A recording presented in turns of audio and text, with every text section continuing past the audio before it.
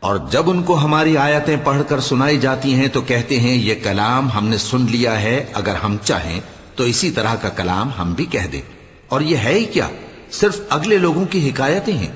اور جب انہوں نے کہا کہ اے اللہ، اگر یہ قرآن تیری طرف سے برحق ہے تو ہم پر آسمان سے پتھر برسا یا کوئی اور تکلیف دینے والا عذاب بھیج دے۔ اور اللہ ایسا نہ تھا کہ جب تک اے پیغمبر تم ان میں تھے انہیں عذاب دیتا، اور نہ ایسا ہے کہ وہ تو بخشش مانگیں اور اللہ انہیں عذاب دے۔ اور اب ان کے لیے کون سی وجہ ہے کہ وہ انہیں عذاب نہ دے، جبکہ وہ مسجد حرام میں نماز پڑھنے سے روکتے ہیں، جبکہ وہ اس مسجد کے متولی بھی نہیں ہیں۔ اس کے متولی تو صرف پرہیزگار ہیں، لیکن ان میں کے اکثر نہیں جانتے۔